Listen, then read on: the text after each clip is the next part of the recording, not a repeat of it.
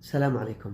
إذا أنت ساكن بالقحملية أكيد تعرف أصحاب المدينة القديم، بيوتهم، شوارعهم، من يقرب لمن، وين شغالين.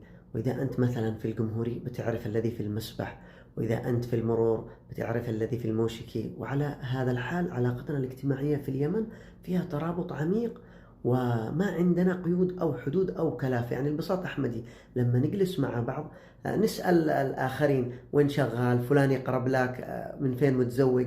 فما في عندنا أي قيود، عكس الخليج صراحة. القيود شوية موجودة، وتلاقي مثلا أحيانا الجار ما يعرف الذي جواره.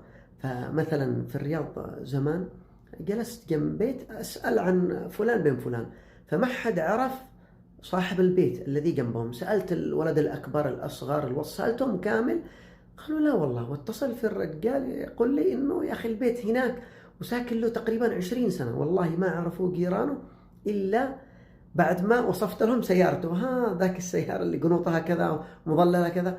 فهنا يوجد قيود. وأنا جاورت شخص سنوات بصراحة لا أعرف اسمه ولا يعرف اسمي ولا بيننا أي تعامل، لكن الشهادة لله، يعني أدبه وحشمته واحترامه وابتسامته يخليك أنك تخجل تسأله حتى من أنت، أو تسأله أي سؤال. يعني وهذا ليس سيء. يعني المؤمن من أمن جاره بوائقه، وهذه تكفي على الأقل. يعني أنا ما أذم عدم الترابط أو عدم المعرفة بالجار، لكن بنفس الوقت بصراحة الأفضل إنه يكون تكتمل الشيء. يعني أنا أأمنك على نفسي وعلى من حولي، وأيضا أعرفك على الأقل.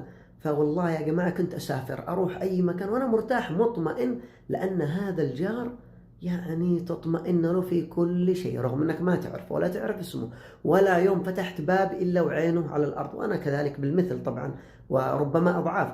ولكن هذا الشيء بالنسبة لي محير. يعني هنا الناس تخاف من العلاقات، وأنا أيضا منهم صراحة، يعني ما أحب أتعرف. ولكن سؤالي يعني هل الأفضل إنه طبائعنا مثلا في اليمن إنه تتعرفوا زي كذا، أو إنه هنا جارك وحدودك بيتك فقط، ويكفي أني أأمنك وتأمني يعني في غيابي وفي حضوري؟ طبعا هذه تجربتي الشخصية.